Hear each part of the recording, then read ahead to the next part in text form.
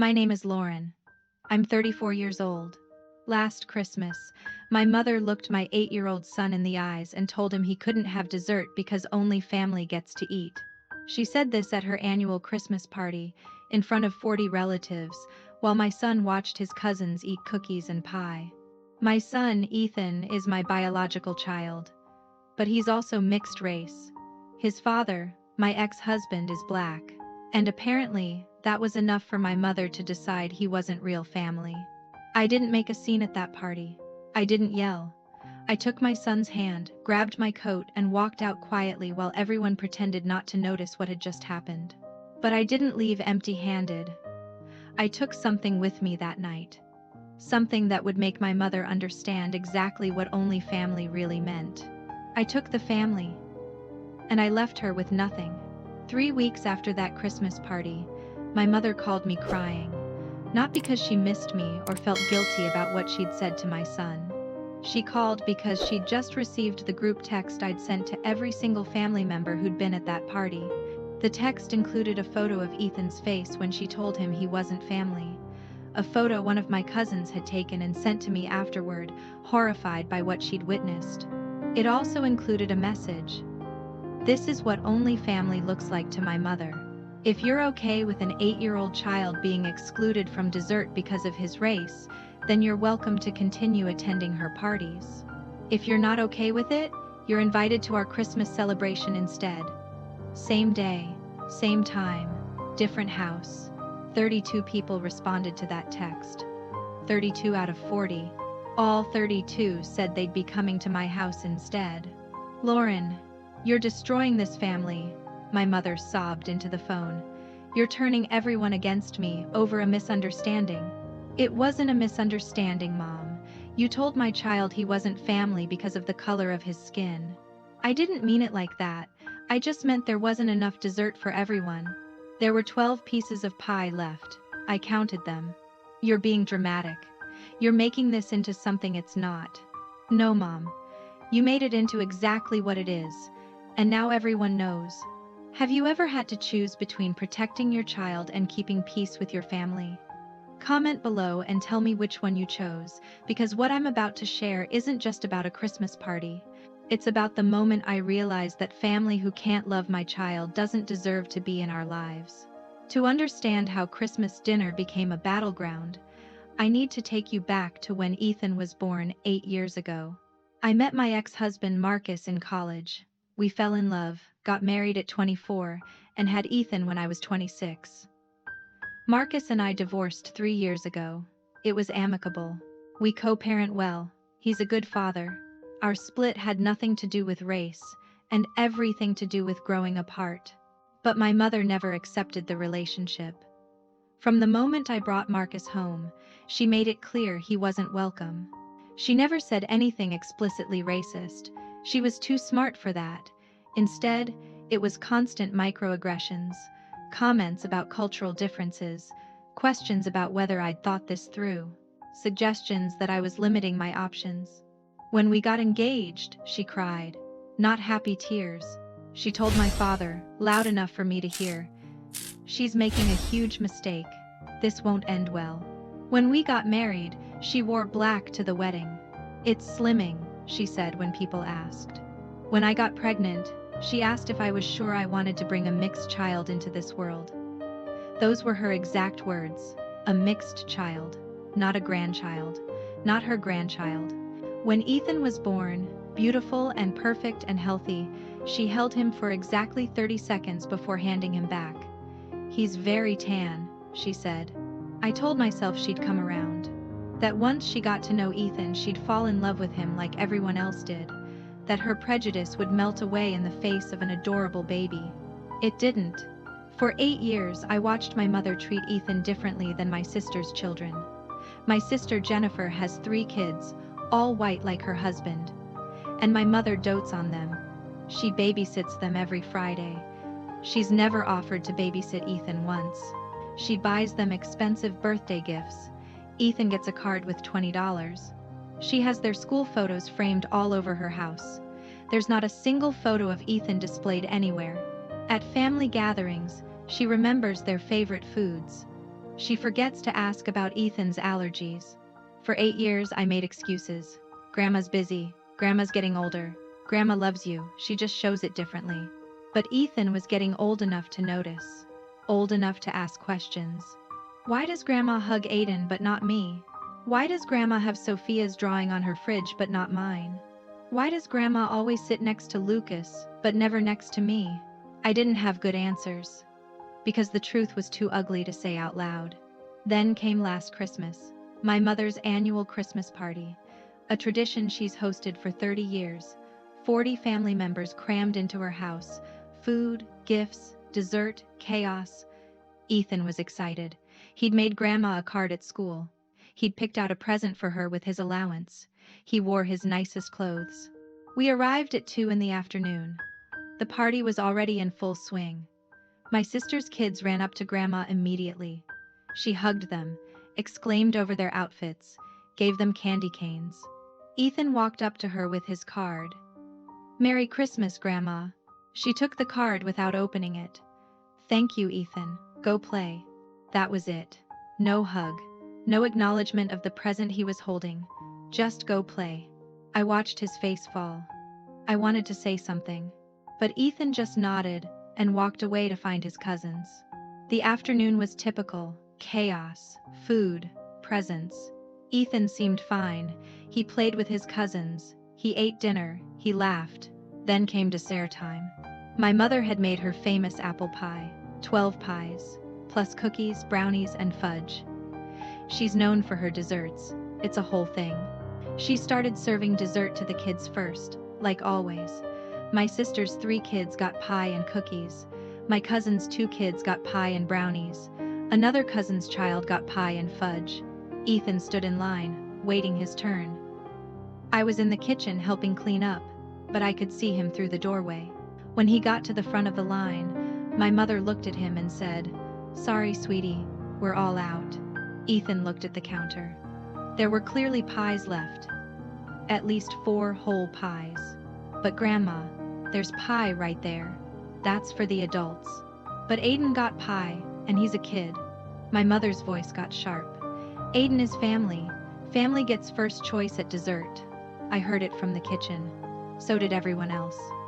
The room went silent. Ethan's face crumpled. "But I'm family too. I'm your grandson." My mother didn't look at him. She just started cutting pie for my father. "Only real family gets to eat at my house. Now go sit down." I walked into that dining room so fast I don't even remember moving. "Ethan, get your coat." My mother looked up. "Lauren, don't be dramatic. He can have dessert later." "No, he can't. Because we're leaving. Right now." "You're going to make a scene over dessert? It's just pie." "It's not about the pie. It's about you telling my son he's not real family." "I didn't say that." "Yes, you did. Everyone here heard you." I looked around the room. 40 people. Not one person met my eyes. They all suddenly found their plates very interesting. "Ethan, coat. Now." He grabbed his coat, tears streaming down his face. I took his hand. My mother blocked the doorway. "If you walk out of here, you're being ungrateful. I hosted this entire party. I cooked all day, and you're going to throw a tantrum because your son didn't get pie?" "My son didn't get pie because you don't consider him real family, and if he's not real family, then neither am I." "Merry Christmas, Mom." I pushed past her and walked out. "In the car," Ethan cried. "Not just about the pie. About everything." 8 years of different treatment finally making sense. Grandma doesn't love me like she loves Aiden and Sophia and Lucas, does she? I could have lied. I could have made another excuse. Instead, I told him the truth. Grandma has a problem. It's not about you, it's about her. She treats you differently because of how you look, and that's wrong. It's not your fault. It's her fault. Is it because I'm brown? My heart broke. Yes, baby. It's because you're brown. And that's her problem, not yours. Will she ever love me? I don't know. But I know I love you. And Daddy loves you. And lots of people love you. And anyone who can't love you doesn't deserve to be in your life. When we got home, I took a photo of Ethan's tear-stained face. Not to exploit him. To remember this moment. To remember why what I was about to do mattered. Then I opened my family group chat.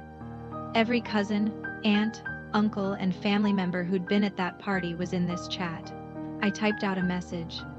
Attach the photo. Hit send. Within an hour, my phone was blowing up. Most messages were supportive. "I'm so sorry. I should have said something. I didn't realize it was that bad." Some were defensive. "You're overreacting. She didn't mean it. This is private family business." I didn't respond to any of them. Instead, I sent a second message. "I'm hosting Christmas at my house this year.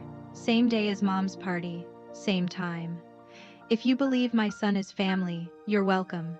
If you don't, stay at Mom's." It's that simple. Then I started planning.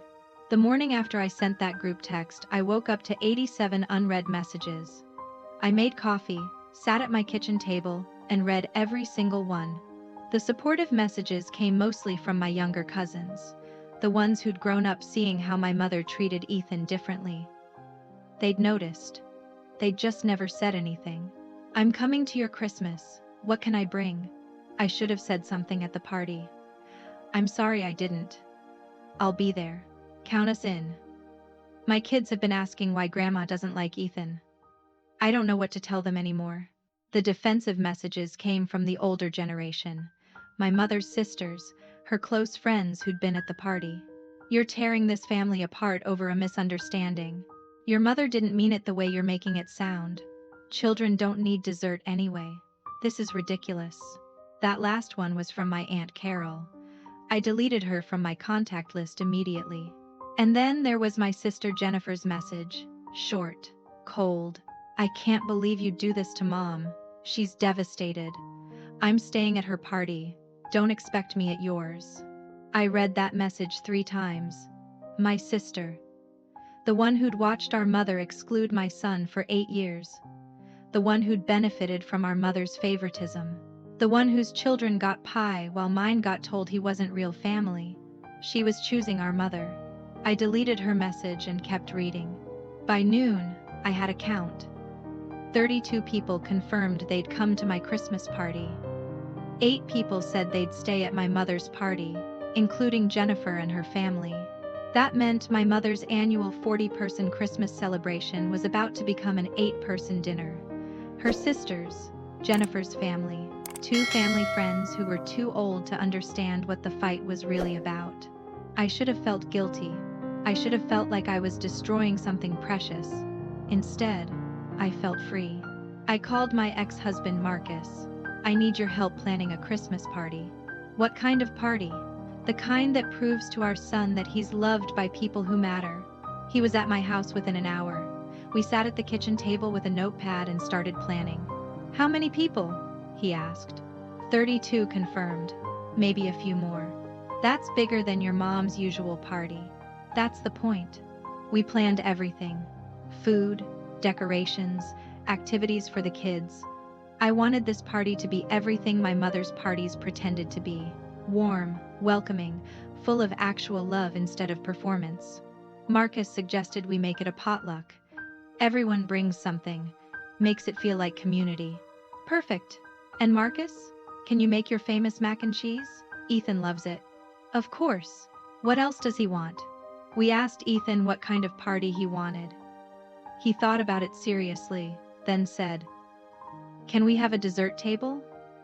With lots of pie? And can everyone get pie, not just some people?" I almost cried. "Yes, baby, everyone gets pie, as much as they want. Even the kids who aren't real family. There's no such thing as not real family at our party. Everyone who comes is real family." He smiled for the first time since Christmas. "Then I want chocolate pie, and apple pie, and cherry pie, and cookies, lots of cookies." You got it. Over the next 3 weeks, my phone was constant chaos. The family group chat became a war zone.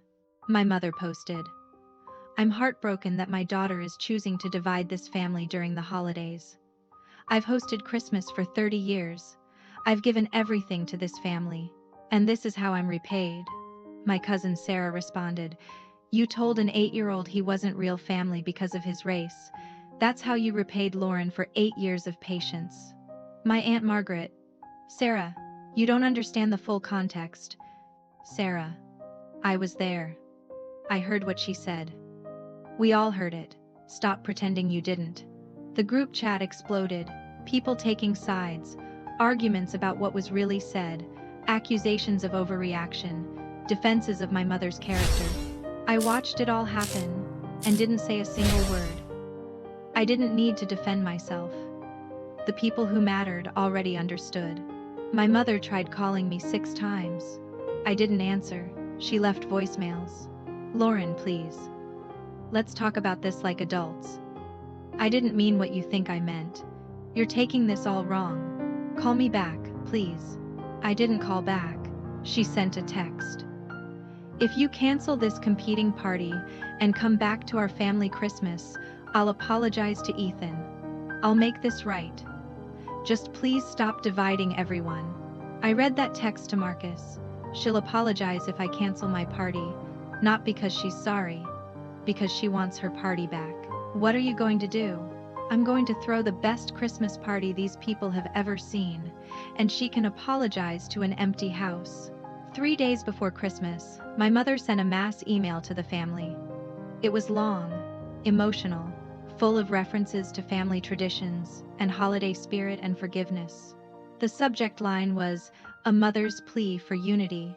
She wrote about how she'd hosted Christmas for 30 years, how family was everything to her, how she'd sacrificed so much to make every holiday special, how heartbroken she was that one misunderstanding had led to this division. She never once mentioned what she'd said to Ethan. She never once used the word sorry. She never once acknowledged that she'd excluded a child from dessert because of his race. Instead, she positioned herself as the victim, the hurt mother, the woman whose daughter was destroying precious family traditions. The email ended with this: "I'm begging everyone to reconsider.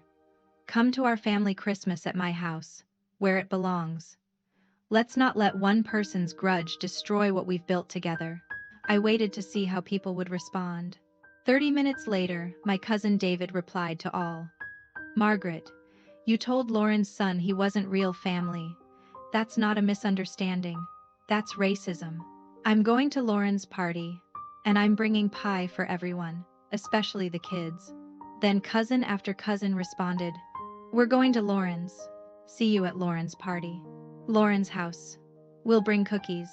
Out of the 32 people who'd confirmed for my party, not a single one changed their mind. My mother sent me one final text. "You've turned my whole family against me. I hope you're proud of yourself." I responded for the first time in 3 weeks. "I didn't turn them against you. You did that when you told my son he wasn't real family." "See you never, Mom." Then I blocked her number. 2 days before Christmas, I went grocery shopping for the party. As I was loading pies into my cart, chocolate, apple, cherry, and pecan, a woman approached me. It was one of my mother's best friends. She'd been at the Christmas party. She'd witnessed everything. She was one of the 8 people staying at my mother's party. "Lauren, can we talk?" I didn't want to, but I stopped. "What?" "I just want you to know. What you're doing is cruel. Your mother is devastated. She barely leaves her bedroom. She's not eating. She's completely broken over this." "Good," I said. The woman looked shocked. "How can you say that? She's your mother. And Ethan is her grandson." But that didn't stop her from telling him he wasn't real family because of the color of his skin. She didn't mean it like that. Stop. Just stop. I don't care how she meant it. I care how an 8-year-old heard it. I care that 40 people watched it happen and not one person said a word. Not you. Not anyone. You all just sat there and let my child be humiliated. We didn't want to make a scene. But you're fine with me making a scene now. You're fine with confronting me in a grocery store. But you couldn't say one word when my son was standing there crying because his grandmother excluded him from dessert. The woman's face flushed. It was just pie. It was never just pie. And if you can't see that, then I'm glad you're not coming to my party. I walked away with my cart full of pies. Pies that every child at my party would get to eat, including mine. On Christmas Eve, the day before both parties, I received an unexpected phone call. It was my father.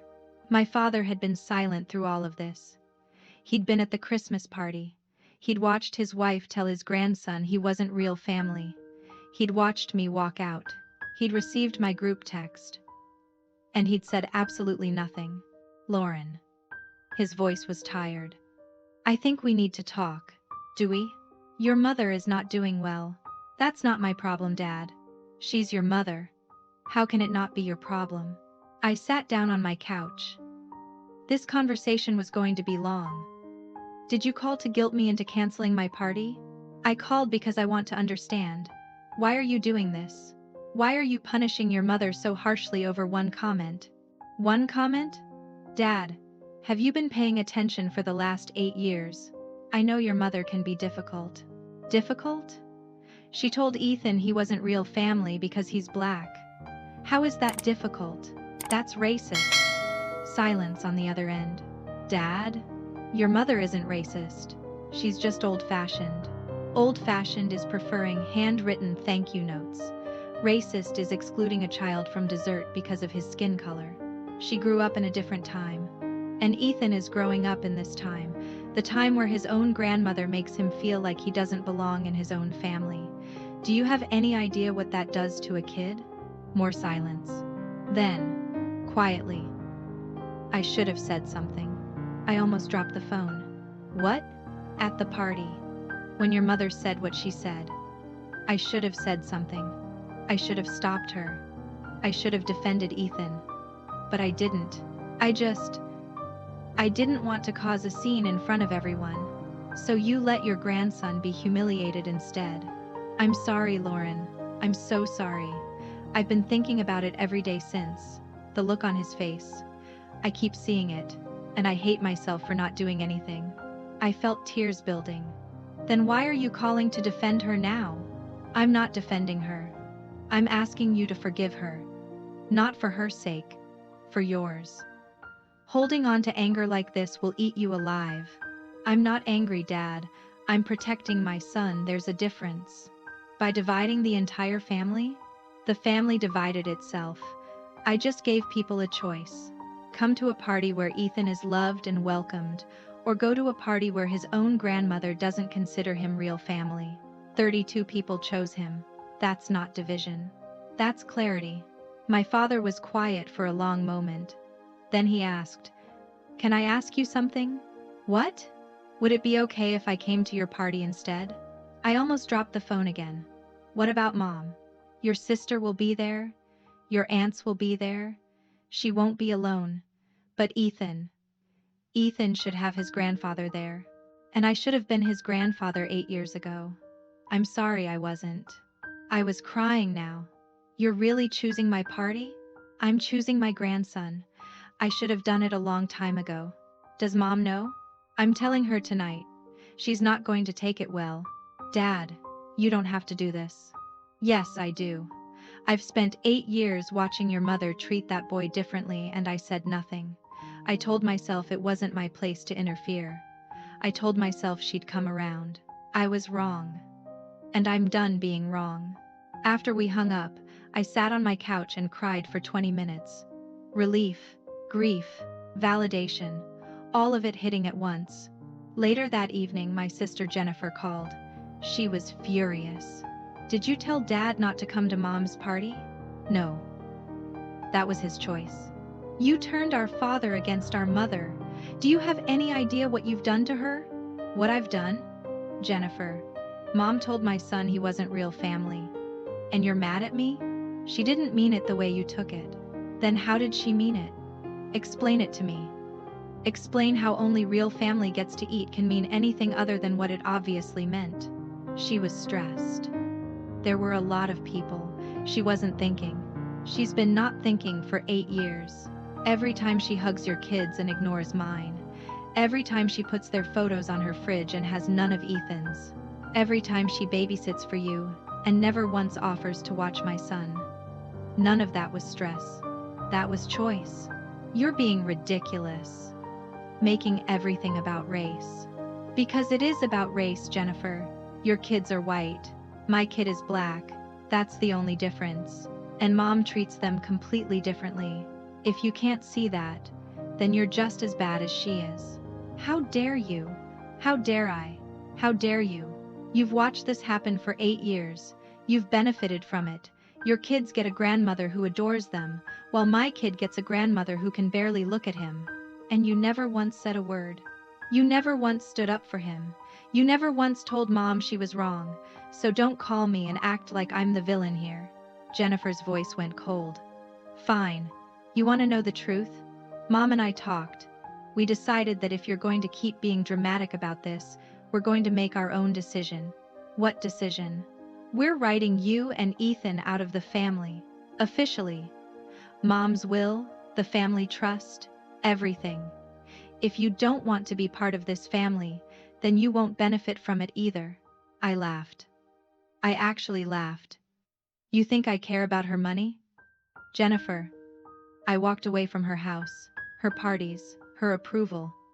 You think I'm going to come crawling back for inheritance? You'll regret this. The only thing I regret is not doing it sooner. Enjoy your party, Jennifer. Enjoy being the only daughter. Maybe mom will finally put your photo in all 3 rooms instead of just 2. I hung up. That night, Ethan came into my room. Mama, is it bad that I'm excited for our party? Why would that be bad? Because Grandma's going to be sad. And I don't want to be happy about someone being sad. I pulled him into my lap. Grandma made a choice. She chose to hurt you. You're allowed to be excited about being somewhere you're loved. That's not mean. That's healthy. Will Grandpa be at our party? Yes. He's coming to our party. Ethan's face lit up. Really? Really, he wants to be with you. Does that mean Grandpa loves me? Yes, baby. Grandpa loves you. He hugged me tight. Good. Because I love him too, even if Grandma doesn't love me. Hey! Look at me. Grandma's problem is not about you. It's about her. You are lovable. You are worthy. You are real family. Don't ever forget that. I won't forget. Because tomorrow, everyone at our party is going to show me, right? Right. That night, I barely slept. Tomorrow, 32 people were coming to my house. Tomorrow, my mother's 30-year tradition was being reduced to 8 people. Tomorrow, my son would see what real family looked like. Tomorrow, everything changed. Christmas morning arrived cold and clear. I woke up at 6 in the morning to start cooking. Marcus arrived at 7 to help. Ethan was so excited he couldn't sit still. When do people get here, Mama? Noon, baby. Same time as Grandma's party. I'd chosen the timing deliberately. Noon. The exact same time my mother always started her Christmas party. I wanted her to sit in her house at noon and know that 32 people had chosen to be somewhere else. By 10 in the morning, my house smelled like roast turkey, ham, Marcus's famous mac and cheese, and home.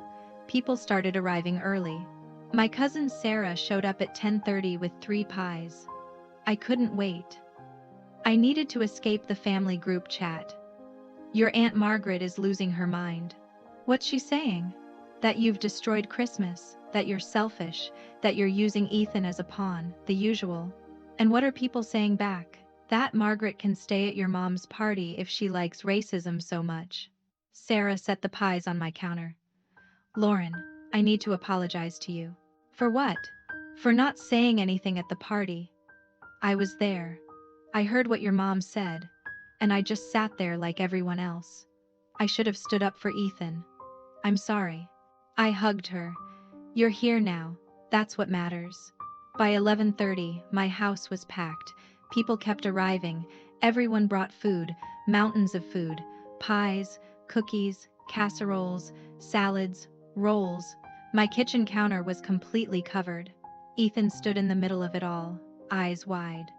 Mama, is all this food for our party? Yes, baby. And everyone gets to eat? Even me? Especially you. At 11:55, my father arrived. Alone. I met him at the door. Where's Mom?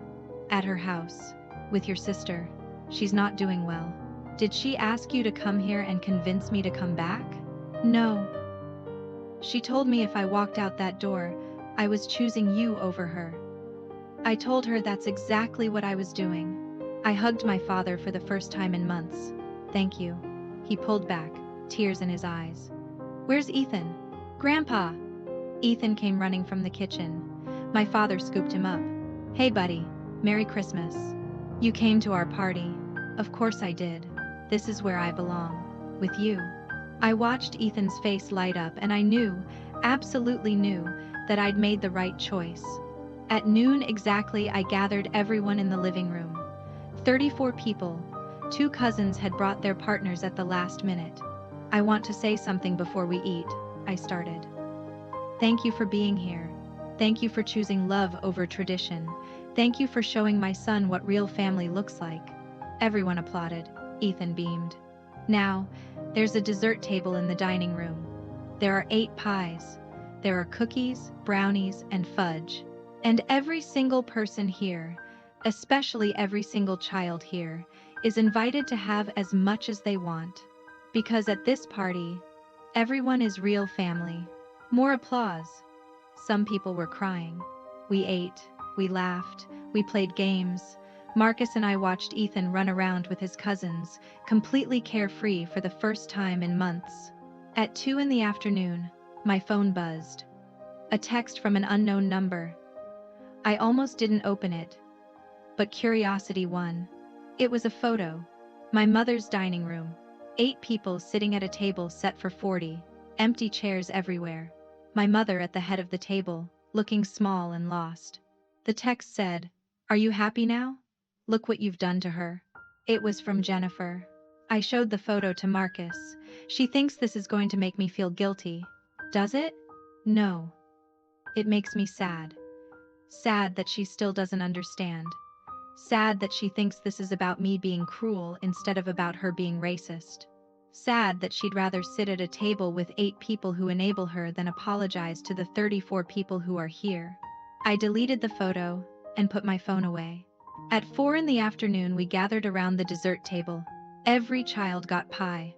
Chocolate, apple, cherry, pecan, cookies, brownies, fudge, everything. Ethan stood in front of the table with a plate piled high. "Mama, is it really okay for me to have all this?" "Yes, baby. Take as much as you want." "Even though I'm not," he stopped.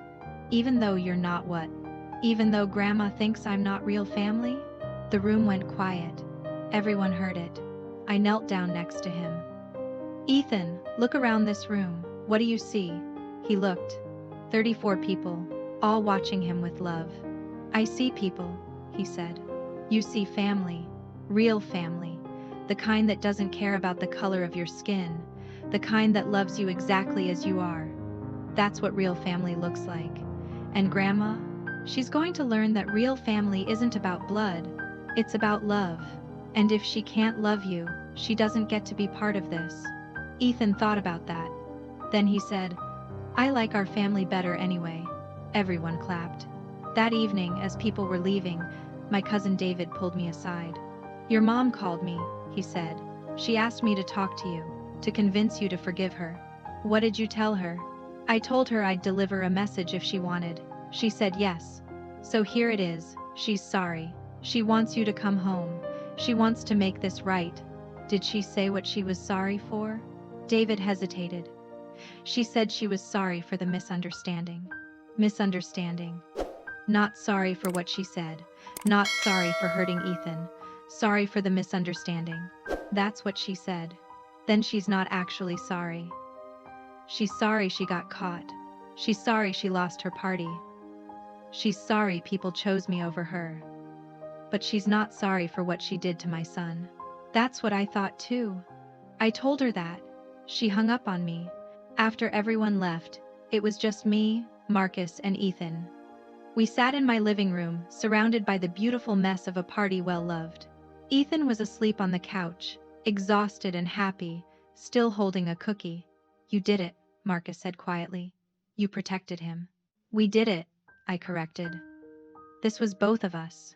What happens now? Now? We keep going. We build the family we deserve. And we let my mother sit in her house with her 8 people and her empty chairs, and think about why they're empty. Do you think she'll ever understand? Honestly, I don't know. But it's not my job to make her understand anymore. It's my job to make sure Ethan knows he's loved. And today he knows. My phone buzzed one last time. Another unknown number. I almost didn't check it, but I did. It was a text from my Aunt Margaret, one of the 8 people who'd stayed at my mother's party. You were right. What your mother said was wrong. I should have said something. I'm sorry I didn't. Can I come to your party next year? I smiled, showed Marcus. What are you going to say? I thought about it. Then I typed. Ethan and I will be here. You're welcome to join us, but only if you promise that everyone gets pie. She responded immediately. Everyone gets pie, I promise. I put my phone down and looked at my son, sleeping peacefully, surrounded by the aftermath of a party where he was loved, welcomed, and celebrated. Merry Christmas, baby, I whispered. Your real family. Always were, always will be. And in that moment, with my house full of love and my son finally at peace, I knew I'd made the right choice. Some traditions are worth breaking. Some families are worth walking away from, and some children are worth protecting, no matter what it costs. The week after Christmas, my mother launched a campaign to win back the family. It started with an apology letter, not to me, not to Ethan, to everyone who'd attended my party. The letter was 3 pages long. It arrived by mail to all 32 people. Physical letters, handwritten, on her best stationery. My cousin Sarah forwarded me a photo of hers. Dear Sarah, I hope this letter finds you well. I've spent the week since Christmas in deep reflection about what transpired at my holiday gathering. I realize now that my words to young Ethan were poorly chosen and caused unintended hurt. I never meant to suggest he wasn't part of our family. I was overwhelmed by hosting responsibilities and spoke without thinking. I hope you can find it in your heart to forgive an old woman's mistake and return to our family traditions next year. With love, Margaret. I read it 3 times. Then I called Sarah. Did you read this? I asked. Yes. What do you think? I think it's calculated. She apologized to you, not to Ethan, not to me, to the people she wants back at her party. That's what I thought too. Also, poorly chosen words? She told an 8-year-old he wasn't real family. Those weren't poorly chosen. They were perfectly chosen to communicate exactly what she meant. Are you going to respond? I already did. I sent back a 1-line note. I'll return to family Christmas when Ethan receives a personal apology, not before. Over the next few days, I heard from others. Most had sent similar responses. A few had simply ignored the letter. But 3 people responded positively.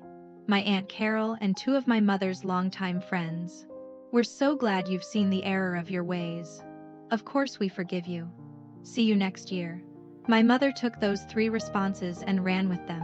She posted on Facebook, overwhelmed by the love and forgiveness from my family this week. Proof that true family sticks together through misunderstandings. So grateful for those who understand that nobody's perfect, and we all deserve grace. Looking forward to rebuilding our traditions together. 37 comments. Most from people who hadn't been at either party and had no idea what actually happened. So proud of your strength, Margaret. Family is everything. So glad you're all reuniting.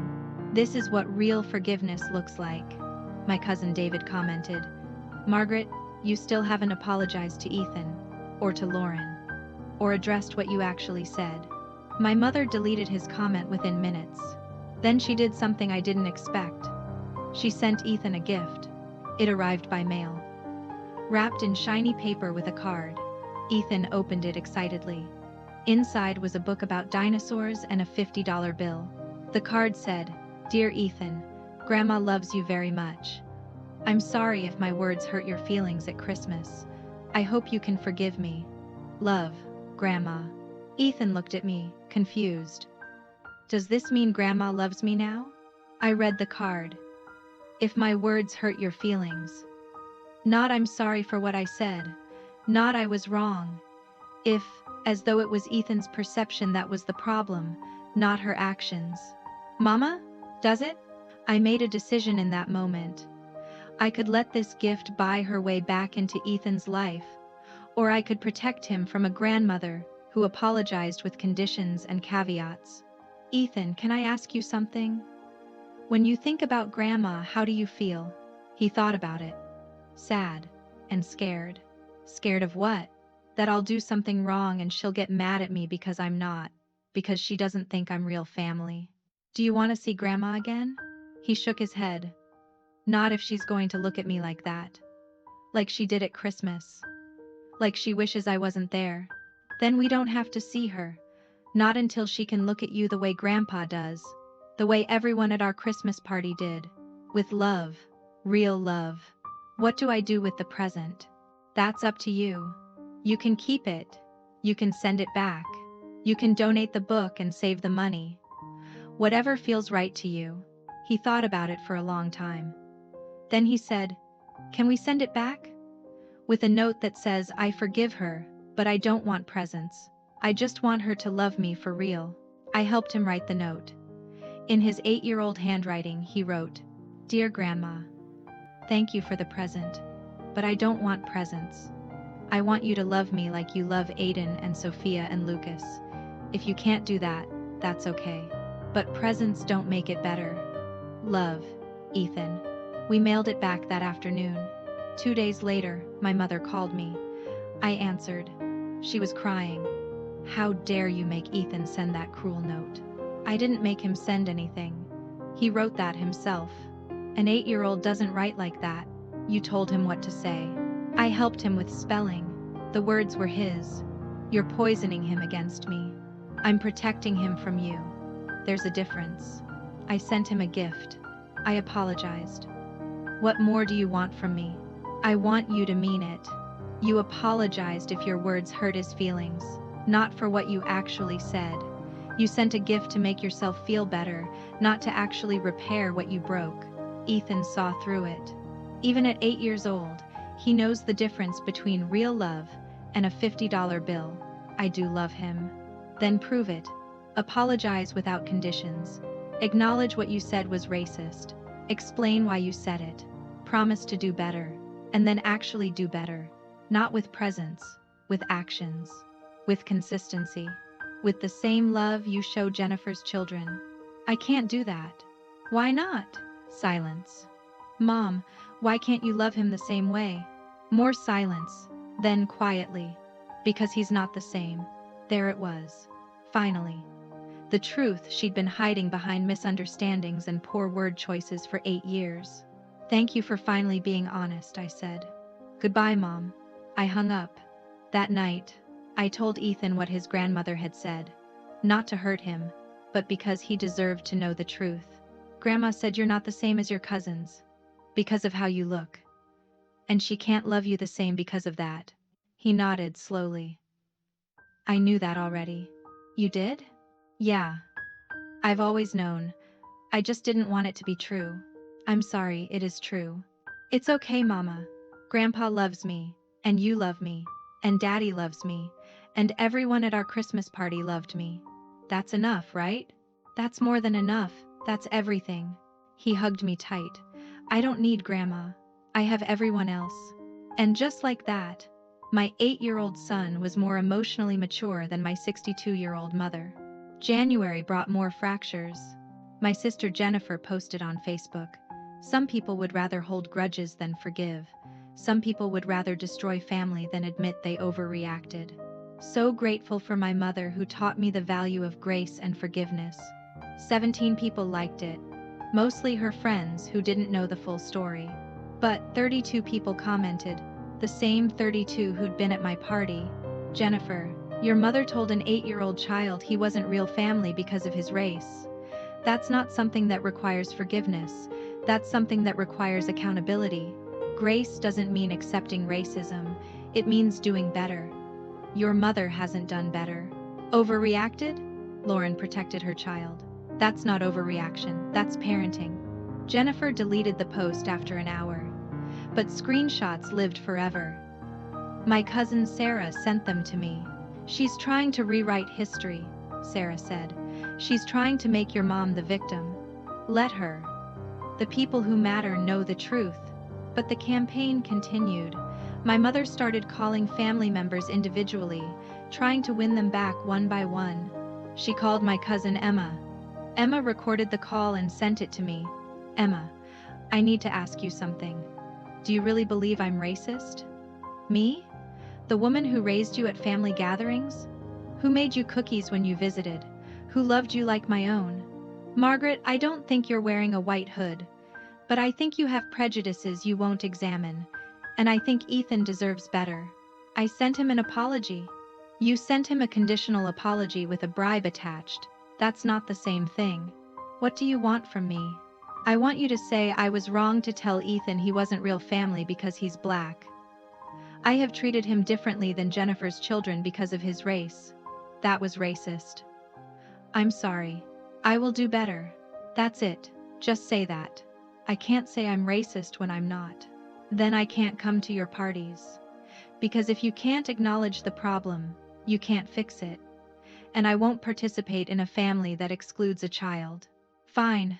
Don't come. See if I care. Emma sent me that recording with a message. She called me crying. Then she got angry when I didn't fall in line. She's not looking for reconciliation. She's looking for validation. Other family members reported similar calls. My mother was going down the list, trying to guilt, manipulate, or bargain her way back to a full Christmas party. She succeeded with a few. By mid-January, she'd recruited 11 people back to her side. The original 8 plus 3 more who decided that family unity was more important than taking sides. 11 versus 32. She took this as a victory. Posted on Facebook. So blessed to have family who understand that love means forgiveness. Can't wait for next year's celebrations with the people who really matter. My cousin David commented. Margaret, 32 people chose Ethan over you. You might want to reflect on what that means. She deleted the comment. Blocked David. Then she made a move I didn't see coming. She created a new family group chat. Without me. Without anyone who'd gone to my party. Just the 11 people on her side. She named it Real Family Christmas 2025. I only knew about it because my father was in the chat. He screenshot the messages and sent them to me. My mother had written, looking forward to planning next year's Real Family Christmas with people who understand what family means. No drama, no grudges. Just love and tradition. Who's helping me plan? Aunt Carol. I'll help. So excited to get back to normal. Jennifer. Can't wait. It'll be nice to have Christmas without all the tension. My father didn't respond in the chat. But he texted me privately. I'm leaving this group chat. Just wanted you to see what she's doing first. Thanks, Dad. How's Ethan? He's good. Really good, actually. He told me he doesn't need Grandma because he has everyone else. Smart kid. He gets it from you. He gets it from you, Lauren. You're doing the right thing. Don't let your mother make you doubt that. I didn't doubt it. But I was tired. Tired of the drama. Tired of the Facebook posts. Tired of my mother's campaign to paint herself as the victim. Then, something unexpected happened.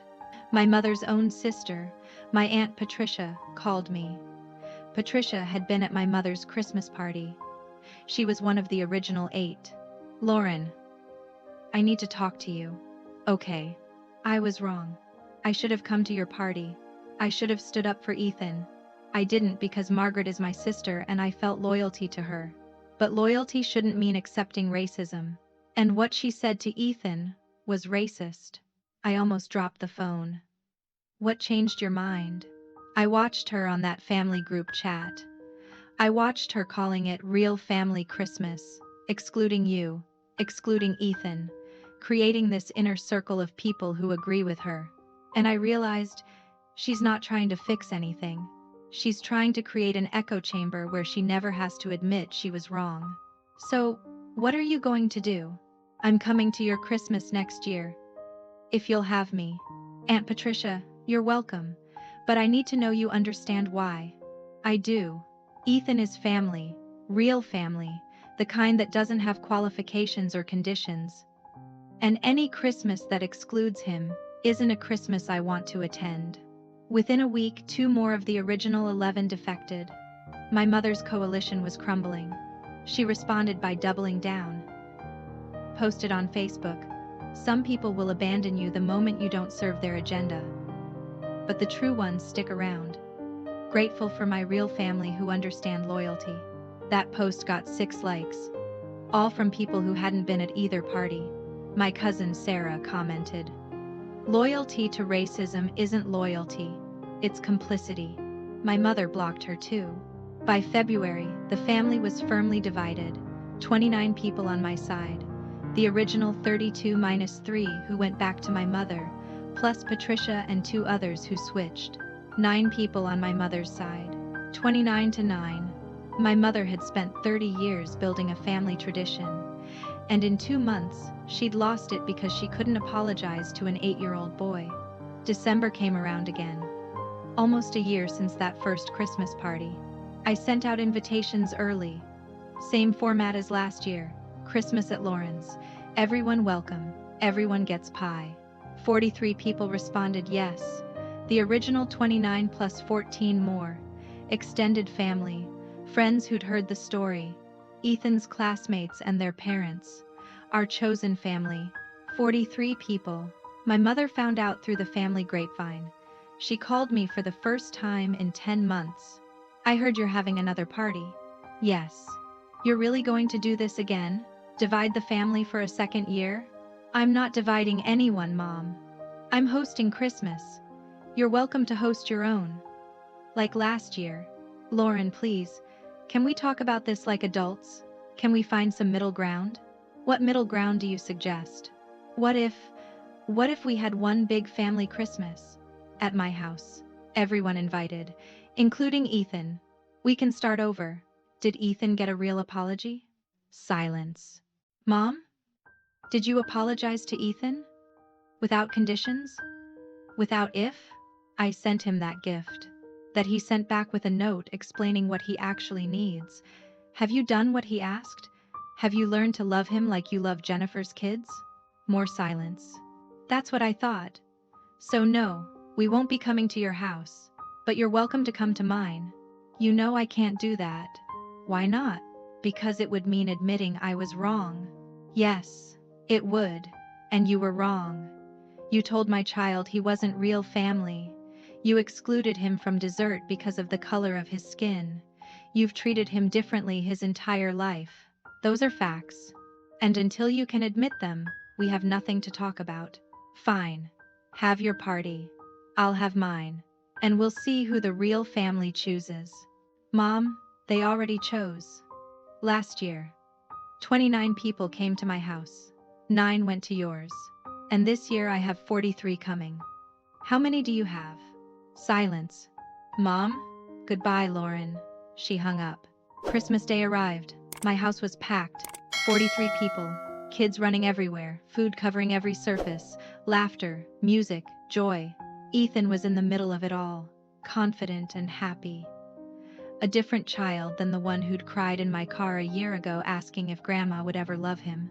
At 2 in the afternoon, during the height of the party, my doorbell rang. I opened it to find my mother standing on my porch. Alone. She looked smaller than I remembered. Older, tired. "Mom? Can I come in?" I stepped aside. She walked into my crowded, loud, chaotic house. Everyone stopped talking when they saw her. "I need to say something," my mother said quietly. The room went silent. She looked at me. Then she looked past me, searching the crowd. "Where's Ethan?" "He's in the kitchen. Can you get him, please?" I went to the kitchen. Ethan was making a plate of cookies. "Ethan, Grandma's here. She wants to talk to you." His eyes went wide. Is she going to yell at me? I don't know. But I'll be right next to you. You're safe, okay? He nodded and took my hand. We walked back to the living room. 43 people watched as my mother looked at my son. She knelt down. Got on her knees, eye level with an 8-year-old.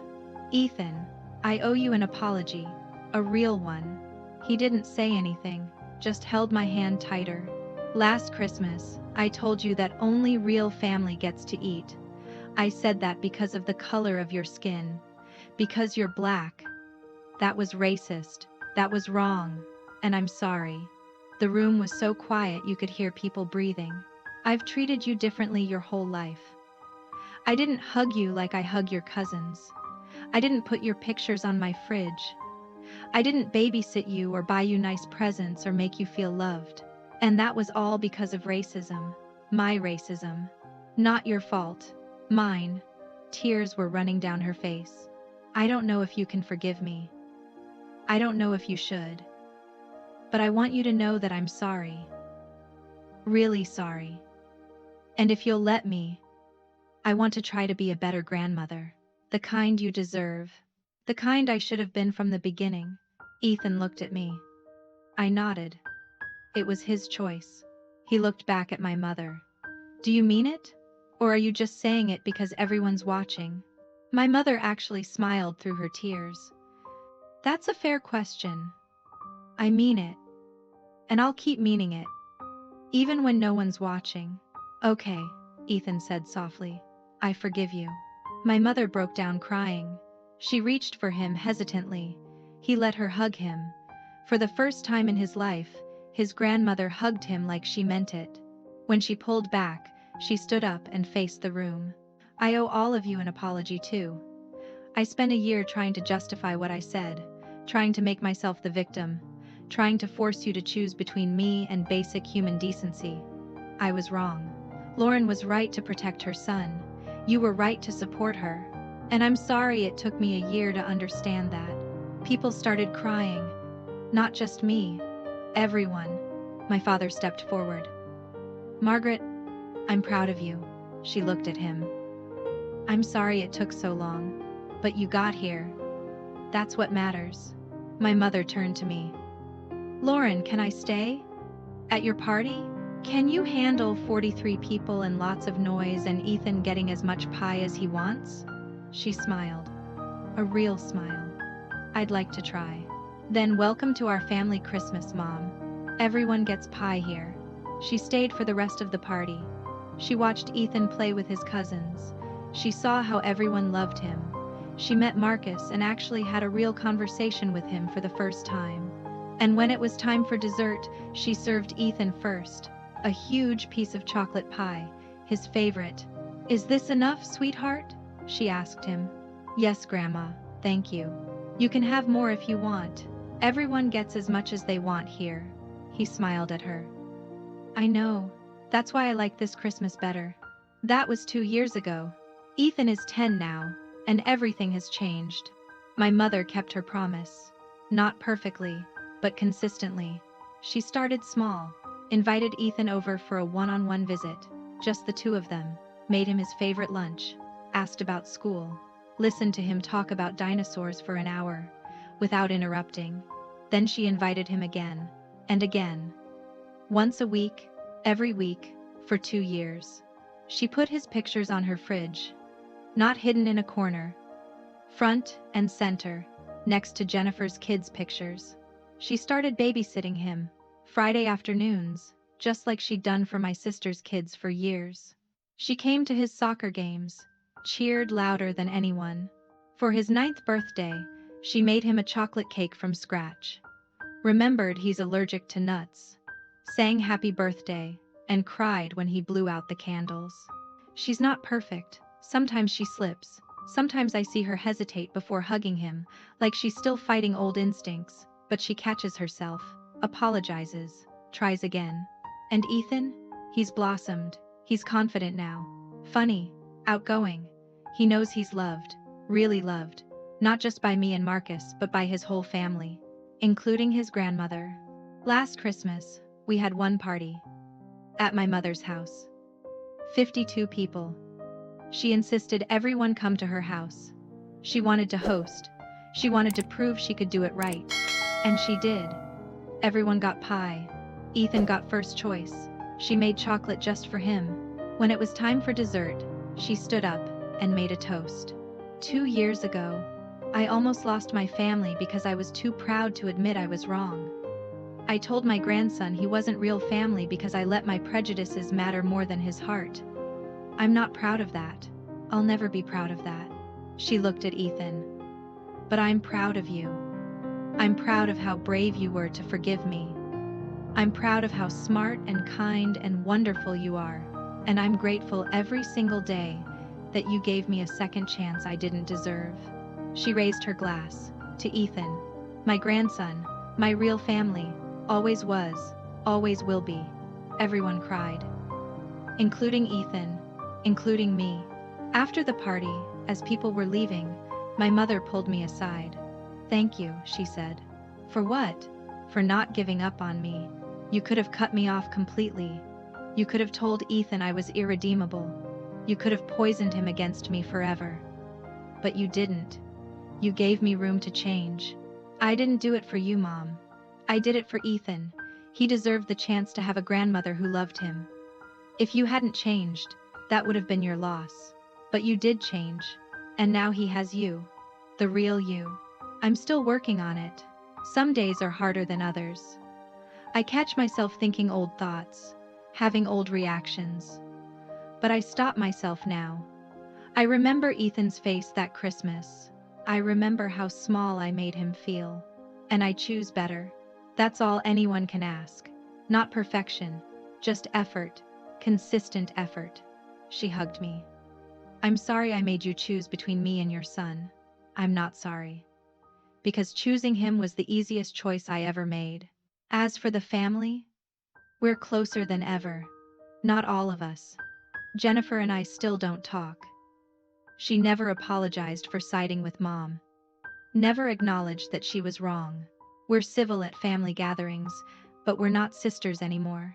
Not really. But everyone else? The cousins who stood by me?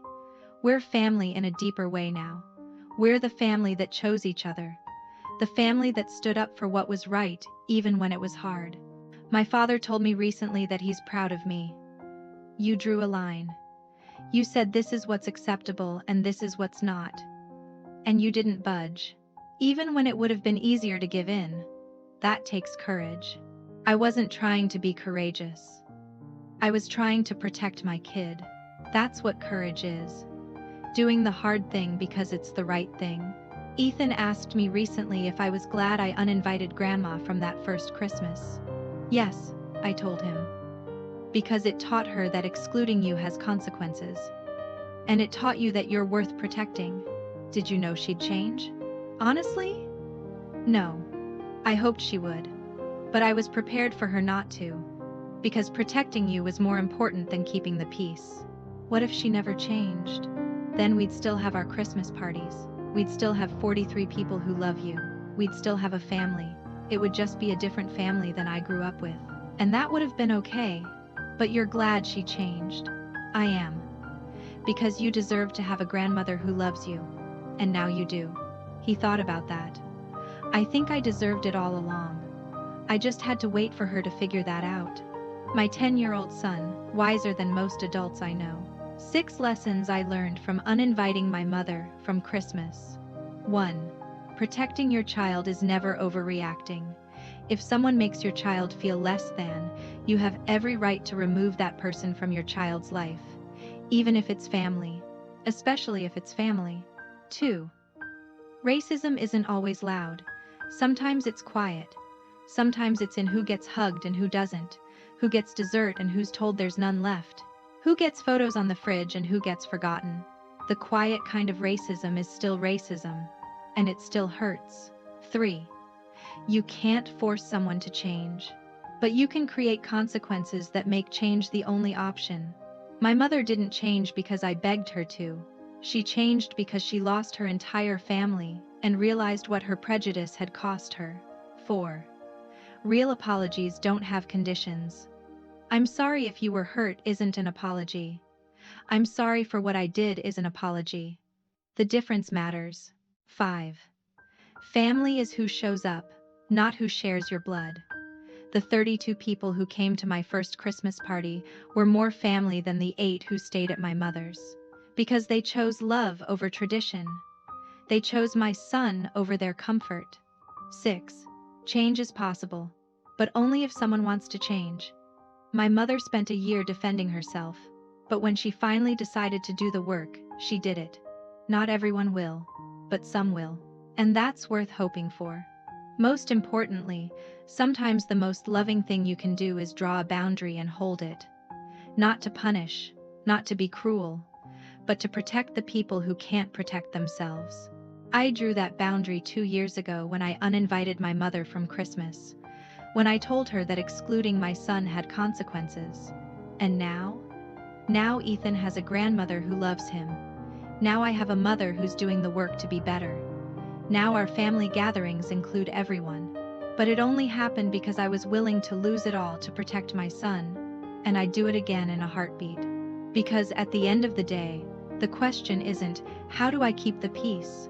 The question is, how do I protect my child? And once you know the answer to that question, everything else becomes clear. So let me ask you this. If your family had to choose between tradition and your child, what would they choose? And more importantly, what would you be willing to lose to make sure your child knows they're loved? Because that's what family is really about. Not who shows up to parties, but who shows up for your kids when it matters. Thank you for listening to my story. If you've ever had to choose between keeping peace and protecting someone you love, you're not alone. Sometimes the hardest choices are the most important ones. And sometimes, the family you build is better than the family you were born with. Merry Christmas to everyone who gets pie.